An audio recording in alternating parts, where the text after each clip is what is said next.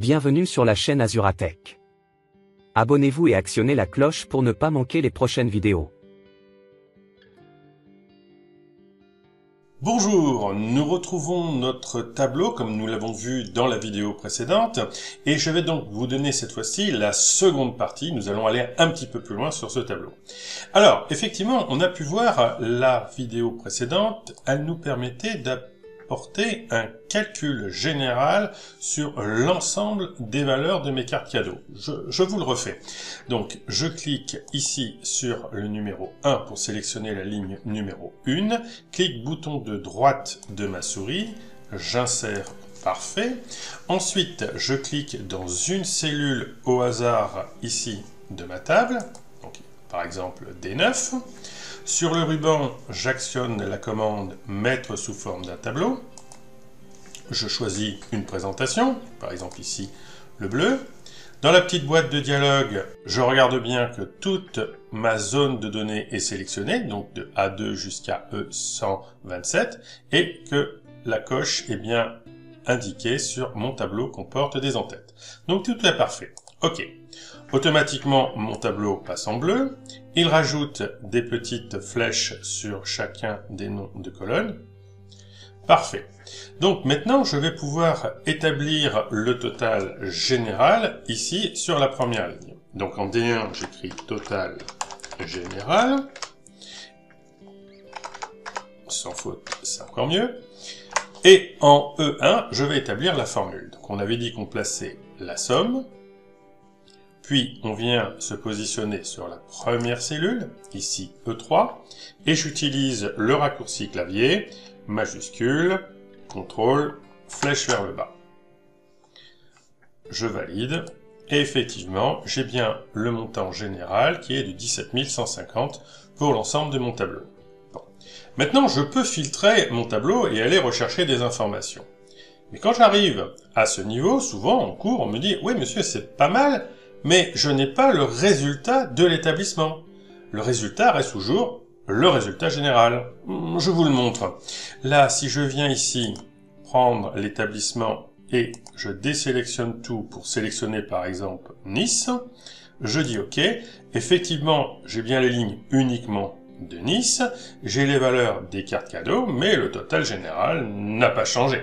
Il reste le total général. Ah! Donc, comment résoudre ce problème de n'avoir que le résultat de l'établissement sélectionné? Pour cela, je vais rajouter une nouvelle ligne en haut. Donc, je clique à nouveau sur le numéro 1, ici, pour sélectionner la ligne numéro 1. Je fais un clic bouton de droite, insérer, pour avoir une nouvelle ligne. Et je vous propose de rentrer le total établissement. Et je vais donc faire le calcul en E1.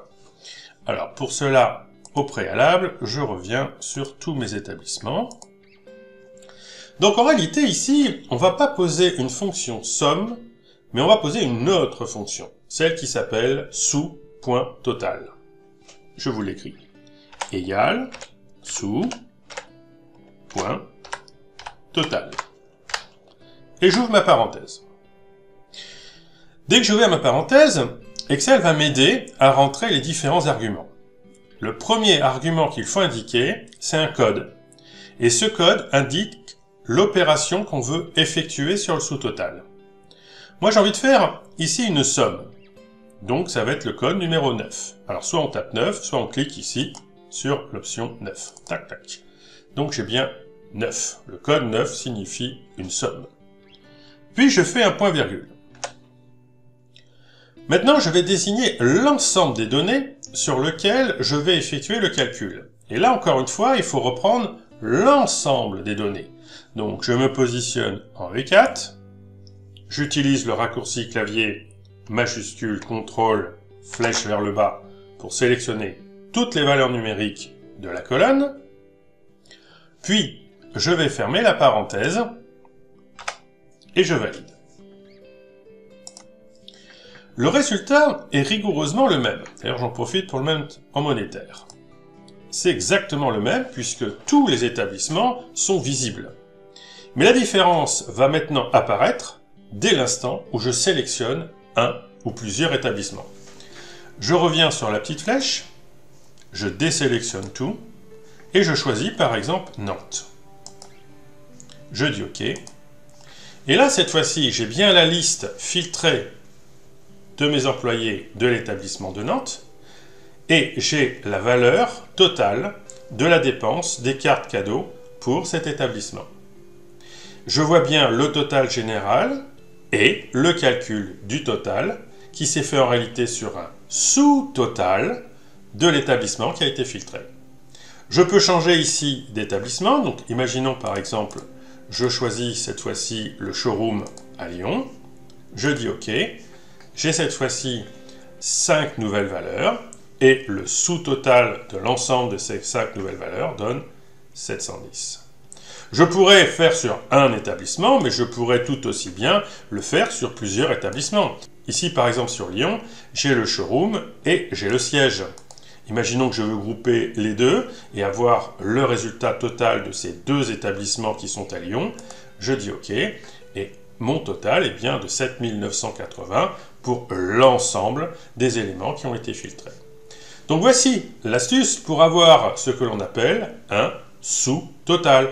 Et en fait, on s'exprime mal à chaque fois quand on veut un besoin. On dit « Ah, j'aimerais avoir le total de l'établissement. » Et non, c'est pas tout à fait ça. En réalité, j'aimerais avoir le sous-total de l'ensemble qui correspond à l'établissement.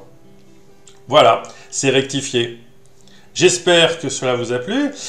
Amusez-vous encore une fois avec ce tableau. Je vous rappelle qu'il est en téléchargement à partir du lien qui est dans la description. Amusez-vous avec. Réessayez effectivement sur plusieurs filtres. On peut même combiner les filtres. On peut vraiment s'amuser. En réalité, le sous-total va fonctionner sur l'ensemble des filtres du tableau. À bientôt pour une nouvelle vidéo.